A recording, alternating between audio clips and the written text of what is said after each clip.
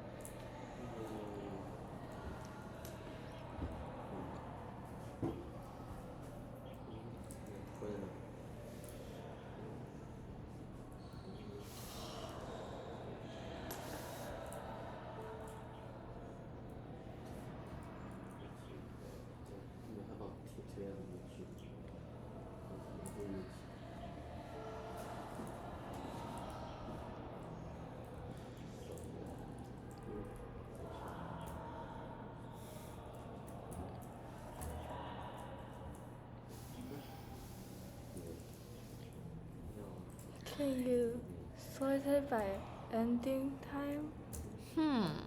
Why do you want to do this? Because if it ends earlier, you can watch more. That does seem like a good idea. Do you guys understand what she's saying? Okay, so the problem is basically asking, there are like a bunch of segments on a number line, right? And then you have to choose some so that none of them overlap, right?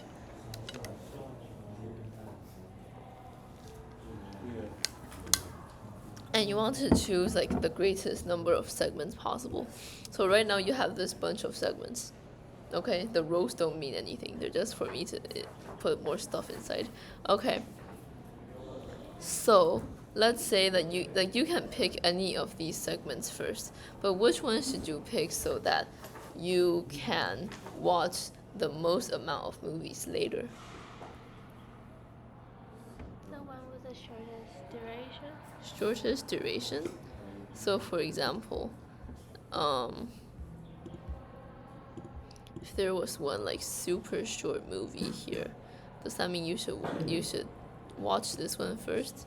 Okay. Oh, first? Yeah, as in chronological order. Okay, you said this one. Why this one? He ended the first. It ends the first. Yeah, that's true. So pick this one. okay, and then what should you do? And then you find the other one. And I finished the second, but it starts after he ended. It starts after it ends. After this one ends. Okay, so we are looking for something that ends after. I'm bad at drawing. Something that ends after this line. And that starts after this line. Yeah. And ended the first. Starts after and ends first. So that's this one. I think so. Yeah. Yes, and then you guys take me through it. Seniors come back yet, have you? No. They're all doing other things. Yeah. Yes, guys. That was fun. Hold on. Let's draw these cute lines. Okay, this, and then what should you pick? This one. Yup. Okay, so that's the basic idea, and then you cannot pick anymore. Isn't that sad? Okay, so the idea here is you should, like, if you have a list of movies you can choose from, you should always choose the one that ends first so that you have more opportunities to watch movies later. Yes? Okay. So for this one, it's very simple. You just have to sort it by the ending time, and then the first you can like traverse through the array of movies, and then if you see a movie that you can watch, you can do that by checking the time. Then you watch it, and then you add the time, and then you just keep going. Okay? What ED? Oh, is like end. Oh, so do you guys know define?